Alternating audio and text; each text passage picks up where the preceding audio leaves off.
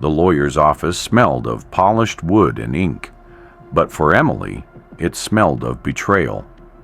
She sat at the long oak table, her hands clasped tightly, her heart pounding in her chest. She wore her best dress, a modest navy blue, the same one she had worn to her father's funeral. Across the table sat Clara, her stepmother, draped in pearls and smugness. Beside her lounged Brad and Kevin, her white stepbrothers grinning like hyenas. The lawyer cleared his throat and read aloud the will.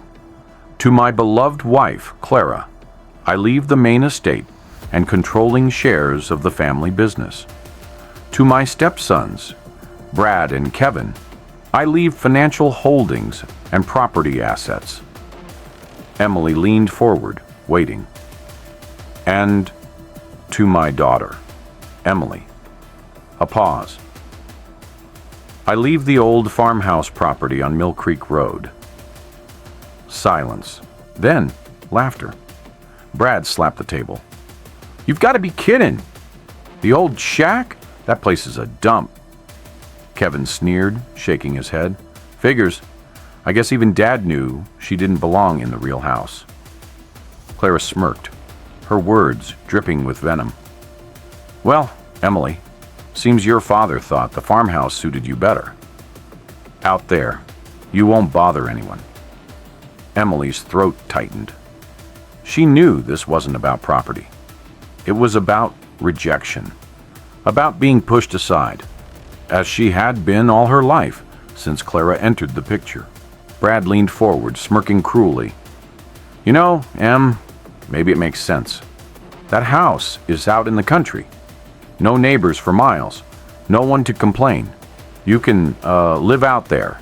Do your farm girl thing. Feels about right, doesn't it? Kevin chuckled. Yeah, maybe you can finally find a place where you fit in. Because you sure as hell don't fit here. Clara didn't even bother to hide it. She gave Emily a cold once-over. Your father spoiled you far too much, always trying to prove you belonged when clearly you were different.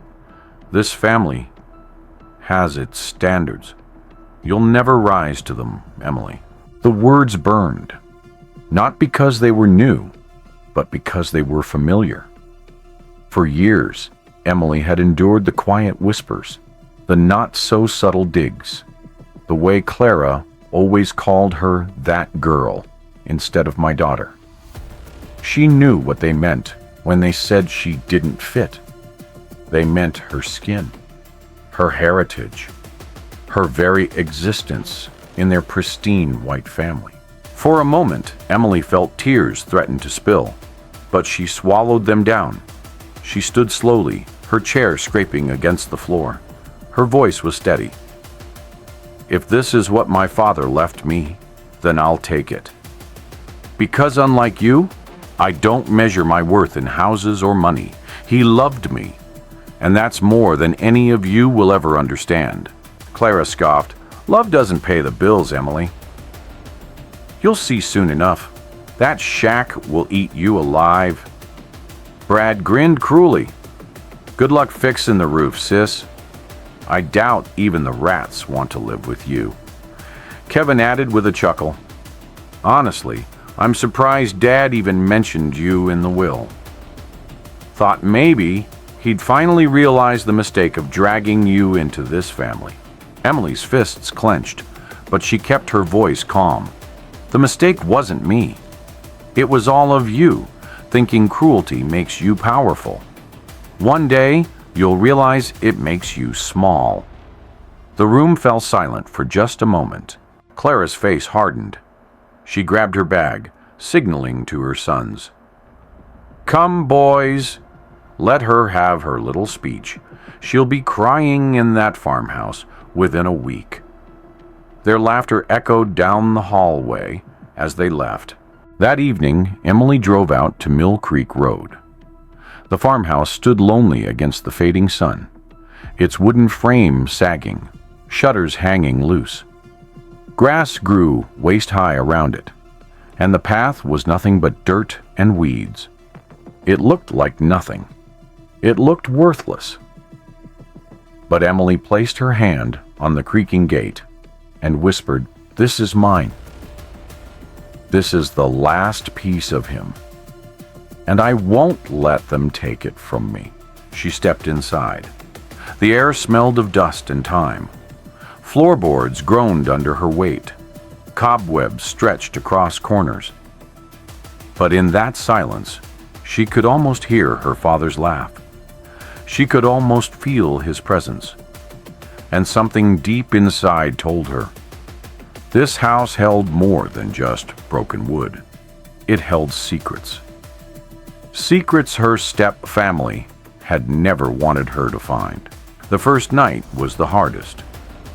Emily sat on the old wooden floor of the farmhouse, wrapped in a thin blanket.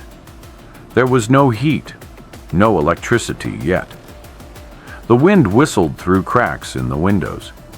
She stared at the peeling wallpaper, faded by decades, and whispered to herself, "I can do this. I have to." The laughter of Brad and Kevin still echoed in her head. Their smirks, their mocking words about how she didn't belong, about how she'd fail. But failure wasn't an option. This was her father's last gift. She would honor it, no matter how broken the house looked. The next morning, Emily went into the nearest small town to buy supplies. When she walked into the hardware store, conversation stopped. The cashier, an older white woman, forced a smile. "Can I help you with something?" Emily nodded. "Yes, I need tools, paint, cleaning supplies, maybe some wood." From the corner, a man muttered loudly enough for her to hear, "Figures. They dumped the old shack on her. Probably won't last a week." Another whispered, "Don't know why she even bothers." "That house is cursed." Emily kept her head high, but her stomach twisted. It wasn't just her step-family. This whole town had its opinions. Still, she carried her boxes out to her car without flinching. If they wanted to watch her fail, they'd be disappointed. Back at the farmhouse, Emily worked tirelessly, dusting, scrubbing, hammering loose boards back into place. It was during one of these cleaning sprees in the old study that she noticed something strange. The wallpaper near the fireplace looked uneven. When she tugged at the corner, it peeled back, revealing a small wooden panel. Her heart raced. She pressed against it. Click. The panel swung open. Behind it was a tiny hidden compartment. Inside, wrapped in a faded cloth, were a set of envelopes, each one sealed, each one in her father's handwriting. Her hands trembled as she pulled out the first one. The letter began simply, "My dearest Emily, if you are reading this, then you already know the farmhouse is yours. But what you don't know is why. I gave Clara and her boys everything they thought they wanted. But I gave you this place because it holds something more valuable than money. It holds the truth." Emily pressed the letter to her chest, tears blurring her vision. She read on, "You've always been stronger than they knew. They laughed at you, belittled you, and tried to erase you from this family. But I wanted you to have this house, because this house is where my heart lives. And inside it, you will find the inheritance meant for you alone." Her father's words were like balm on an open wound. For years, she had questioned whether he saw the cruelty Clara inflicted, whether he noticed the way Brad and Kevin treated her differently. Now she knew he had seen everything, and instead of confronting them outright, he had planted something here for her. In the hidden compartment was more than just letters. There was also a leather-bound book. Emily opened it carefully. Inside were rows of numbers, names, transactions. Her father's handwriting again. Notes in the margins. At first, it seemed like just business records. But then, Emily's eyes widened. Several pages referenced land deeds, bank accounts, assets never mentioned in the official will. She whispered aloud, "They don't know." Clara doesn't know about this. Her father had left the main estate to Clara. Yes. But here was proof. He had quietly shifted other properties, smaller, hidden ones, under Emily's name. She wasn't penniless. She wasn't abandoned. She had been chosen. That night, Emily sat by candlelight, rereading the letters. One passage in particular stood out. "Emily, I know the pain you've carried. I know how Clara tried to make you feel less than. How she whispered that you weren't one of them. But hear me, daughter. You are more than enough. You are stronger than all their hate. And one day, you will rise above it." Her father's words broke her. For the first time in years, she allowed herself to cry. Not from weakness, but from relief. She wasn't crazy. She hadn't imagined the racism, the insults, the rejection. He had seen it, and he had believed in her enough to trust her with something greater. The next morning, as Emily was hauling old boards out of the barn, she heard footsteps. An older black man, wearing worn overalls, approached slowly. His face was weathered, but kind. "You must be Emily," he said. Emily hesitated. "Yes. Who are you?" "Name's Henry. Worked for your daddy years ago. Helped tend this farm. He always said, if you came back here, I was to help you however I could." Emily's breath caught. You knew him." Henry nodded, smiling faintly. "Knew him well. And I know he loved you. Said this place was meant to be your beginning, not your end." Emily felt her knees weaken. It was as if her father's hand was still guiding her, even now. The peace didn't last long. It was a week later when Emily heard the crunch of tires on gravel. She looked out the farmhouse window and froze. A black SUV pulled up, shining and polished. Out stepped Clara, in her fur coat, followed by Brad and Kevin. They looked around the property with sneers on their faces. Brad laughed. "Wow, she actually stayed. Thought you'd run off crying by now." Kevin smirked. "Figures. Give the black girl the dump, and she clings to it like treasure." Clara's cold eyes swept the farmhouse, then they landed on Emily. "So, you're still here, playing house in this ruin?" Emily stepped out onto the porch, gripping the railing. Her voice didn't shake. "I'm not playing. This is my home," Clara scoffed. "Your home? Don't be ridiculous. You think you can actually make a life out here? With what? Your scrub bucket and mop? This place will eat you alive."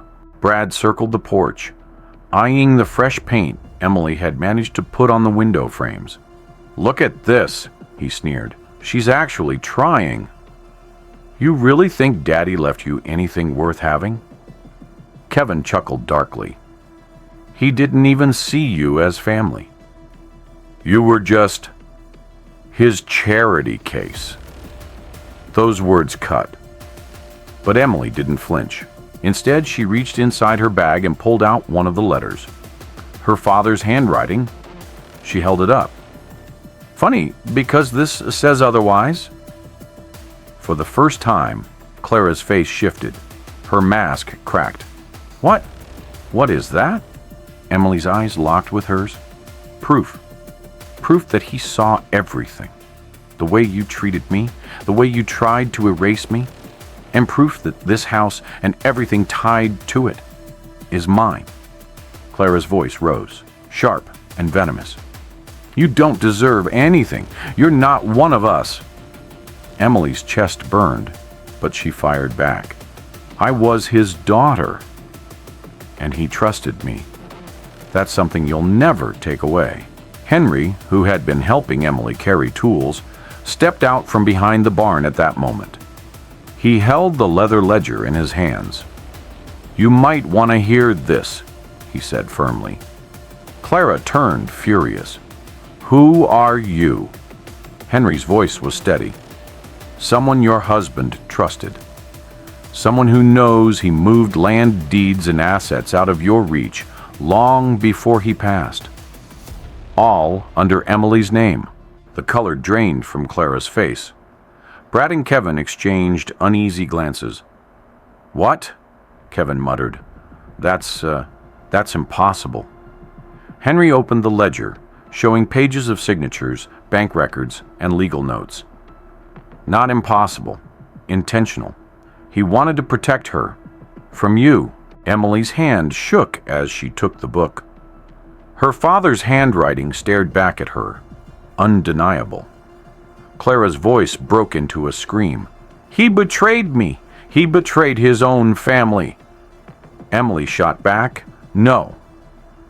He protected the only family that truly loved him." Brad stepped forward, fists clenched. "You think you're going to keep this? You think some scraps of paper will stop us? We'll take it back." Everything Emily stood her ground, her voice steel. "You won't take anything. Because for once, I'm not alone. And this time, people will hear the truth about you." Henry nodded at her side. "And believe me, the courts will back her. This isn't just an old house. It's a legal inheritance." Its binding Clara's face twisted in rage. She spat the words out like venom. "You'll regret this, Emily. Mark my words. You'll regret it." With that, she stormed back to the SUV, her sons trailing behind, their faces pale with shock. The car tore away, gravel flying behind it. When the dust settled, Emily felt her legs nearly give out. She sank onto the porch steps, clutching the letter to her chest. Henry placed a hand on her shoulder. "You did good, child. You stood up to them." Emily's eyes brimmed with tears. "For years, they made me believe I was nothing. And now," Henry smiled gently, "now you know the truth. You were always more than enough. Your daddy knew it. And now, so will they." Weeks passed. Emily thought maybe Clara's threats were empty, until a thick envelope arrived at the farmhouse. A lawsuit. Clara and her sons were suing her for ownership of the property, claiming she manipulated her father in his final days. Emily sat at the kitchen table, hands trembling as she read the papers. Her father's words echoed in her mind. "You are stronger than you know." Henry sat across from her, steady as ever. "They'll try to twist the truth. But the ledger, the letters, they're powerful. And if you're willing, Emily, I'll stand with you in court." Emily took a deep breath. For years, she had been silent, but not anymore. "Let's fight." The courtroom was packed. Clara swept in wearing pearls, her sons flanking her like bodyguards. She wore her grief like a costume, dabbing fake tears with a silk handkerchief. When Emily entered, whispers filled the room. Some people smirked, doubting her. Others gave her quiet nods of support. The judge called order, and the arguments began. Clara's lawyer painted Emily as an outsider. She was not truly family. She was merely a housekeeper's child, given charity. She manipulated Mr. Harrison in his final years, convincing him to leave assets away from his rightful heirs. Clara sniffled dramatically. He was confused, old. He didn't know what he was signing. Emily's stomach churned. But when her lawyer called her to the stand, she rose with quiet determination. She clutched her father's letter, the ink faded but strong. My father knew exactly what he was doing. He wasn't confused. He was protecting me from them. She looked directly at Clara. He heard every slur. Every time they called me less than family. Every time they reminded me I was different. He knew, and he refused to let them erase me. Gasps filled the courtroom. Henry was then called forward. He testified calmly, laying out the ledger, the dates, the signatures. His credibility was undeniable. The judge studied the documents, then turned to Clara. These signatures are consistent, clear, and deliberate. Mr. Harrison knew what he was doing, and Clara's face went pale. Her act crumbled. The judge's gavel struck. Emily Harrison is the rightful heir. Case dismissed. The courtroom buzzed with murmurs. Clara leapt to her feet, her voice shrill. This isn't fair. She's nothing. The judge cut her off sharply. Enough. What's unfair is the way you treated her. This court will not be your stage for cruelty. Clara's sons tried to calm her, but the damage was done. Everyone saw her for what she was, not a grieving widow, but a bitter, racist woman whose greed had consumed her. Emily, meanwhile, sat silently, tears slipping down her cheeks. She didn't cheer. She didn't gloat. She simply breathed for the first time in years.